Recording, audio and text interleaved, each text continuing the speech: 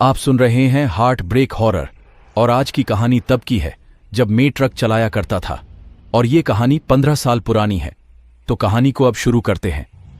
मेरा नाम आजाद है और मैं एक ट्रक ड्राइवर हूं। उस दिन मैं और मेरा दोस्त सुंदर सामान पहुंचाने बंगाल जा रहे थे और हम शाम के 6 बजे सामान लौट करके निकले थे और हमें बहुत ही लंबा सफर तय करना था। तभी मैंने सुंदर से कहा, भाई सुंदर कहीं दुकान मिले तो रुकना जरा, एक सिगरेट ले लेंगे। तभी सुंदर ने कहा, ठीक है यार। और अब रात के 10 बज रहे थे। तभी मेरे दोस्त ने गाड़ी रोकी और कहा, वह देखो दुकान, जाओ और मेरे लिए भी कुछ ले लेना। और मैं दुकान के पास गया और बोला, भाई साहब 2 सिगरेट दीजिए। और उसने सामान दिया। फिर उसने कहा, आप कहाँ जा रहे? तो मैंने कहा, हम बहुत दूर सामान पहुंचाने जा रहे हैं। तो उसने कहा, आगे जो जंगल है उस रास्ते से मत जाना। तो मैंने पूछा, सड़क खराब है क्या? तो उसने कहा, उस रास्ते पर एक चुड़ैल घूमती है, जो कोई भी उस रास्ते से होकर जाता है वह उसे जान से मार देती है। ये सुन के मैं हंसने लगा। तो उसने कहा, मैं सच कह रहा हूं। तो मैंने कहा, ठीक है भाई, ठीक है, और मजाक मत करो। तो वह चुप हो गया और हम दोनों ट्रक लेकर हाईवे से होकर चले जा रहे थे। सड़क बिल्कुल सुनसान था और हम दोनों आगे बढ़ते जा रहे थे कि तभी मैंने देखा कि कोई औरत बीच सड़क पर खड़ी है। मैंने सुंदर से कहा, भाई सुंदर जरा गाड़ी रोको, कोई औरत खड़ी है। तो सुंदर ने गाड़ी रोकी। मैंने कहा, कौन है? तो वह औरत पीछे मुड़ी। उसने सर में बड़ा सा घूंघट ले रखी थी। वह औरत हमारे पास आई और कहा, क्या आप लोग मुझे आगे तक छोड़ देंगे? तो मैंने कहा, ठीक है, आइए पीछे बैठ जाइए। और हम अब आगे बढ़ रहे थे कि तभी मैंने कहा, गाड़ी रोको। सुंदर ने गाड़ी रोक दी और कहा, क्या हुआ? तो मैंने कहा, आगे देखो। तो उसने कहा, आगे क्या है? कुछ भी तो नहीं। फिर मैंने देखा तो अब वहां पर कोई भी नहीं था। तो मैंने कहा, यहां अभी अभी बहुत सारे लोग बैठे थे। तो उसने कहा, कहां? यहां तो कोई भी नहीं है। फिर मेरे दोस्त ने कहा, यह तुम्हारा वहम है। और फिर वह गाड़ी को आगे बढ़ाने लगा कि तभी पीछे से आवाज आई, गाड़ी रोको। और सुंदर ने गाड़ी रोकी तो वह औरत नीचे उतरी और कहा, अब मैं चलती हूं, बोल के जाने लगी। मैंने सोचा, इतना सुनसान सड़क पर यह औरत यहां क्यों उतरी? आमने सामने ना कोई घर है और ना कोई गांव। फिर यह औरत इतनी रात को कहां जा रही है? ये सब मैं सोच ही रहा था कि तभी गाड़ी अचानक रुक गई। मैंने पूछा, क्या हुआ सुंदर, तुमने गाड़ी क्यों रोकी? तो सुंदर ने कहा, मैंने गाड़ी नहीं रोकी, गाड़ी अपने आप रुक गई यार। फिर मैं नीचे उतर के देखा तो आगे का टायर पंचर हो गया था। मैंने अपने दोस्त सुंदर से कहा, आगे का टायर पंचर हो गया है यार। और हम दोनों नीचे उतर के बात करने लगे।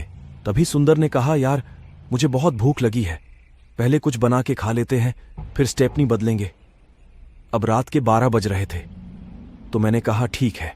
और हम दोनों खाना बनाने लगे और खाना बनाने के बाद खाना खा भी लिया। उसके बाद हम दोनों ने स्टेपनी बदली। बदलने के बाद हम दोनों गाड़ी में बैठ गए और मैंने कहा, चलो अब यहां से चलते हैं। फिर सुंदर ने गाड़ी स्टार्ट किया और आगे बढ़ने लगे। कुछ देर बाद गाड़ी अचानक बंद हो गई। तो सुंदर ने कहा, अब क्या हुआ? और मैं समझ गया कि कुछ तो गड़बड़ है। हम दोनों ने बहुत कोशिश की लेकिन गाड़ी स्टार्ट ही नहीं हुआ। तभी सुंदर ने कहा, आज गाड़ी बार बार खराब क्यों हो रहा है यार? फिर सुंदर ने कहा, आज रात यहीं सो जाते हैं और कल देखेंगे क्या करना है। और हम दोनों वहीं सो गए। गाड़ी का लाइट जल रही थी। मुझे सोए हुए कुछ ही देर हुआ ही था कि मुझे किसी के पायल की आवाज सुनाई देने लगी। मैं उठकर देखा तो मुझे एक औरत दिखाई दी, फिर अचानक से गायब हो गई। तभी मैंने अपने दोस्त को उठाया और कहा, हमारे आसपास कोई है? तो उसने कहा, कोई नहीं है यार, अब मुझे सोने दो और तुम भी सो जाओ। ये बोल के वह सोने लगा कि तभी किसी के रोने की आवाजें सुनाई दी। ये सुनकर मेरा दोस्त भी उठ गया।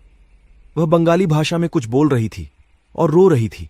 उसकी आवाज बड़ी ही भयानक लग रही थी कि तभी मेरे दोस्त ने कहा, तुमने ठीक कहा था यार। और कुछ देर बाद हमारी ट्रक अचानक पीछे की तरफ चलने लगी, जैसे कि कोई पीछे से ट्रक खींच रहा हो। कुछ दूर जाने के बाद ट्रक रुक गई और हम दोनों बहुत ही ज्यादा डर रहे थे।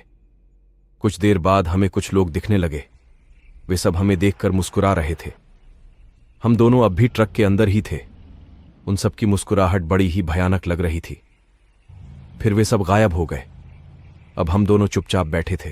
कुछ देर बाद अचानक मेरा दोस्त सुंदर अजीब सा बड़बड़ाने लगा और मेरा गला पकड़ लिया। मैं अब सांस नहीं ले पा रहा था। फिर मैंने उसे जोर से धक्का दिया तो उसने मेरा गला छोड़ दिया और मैं गाड़ी से बाहर निकला और दरवाजा बंद कर दिया।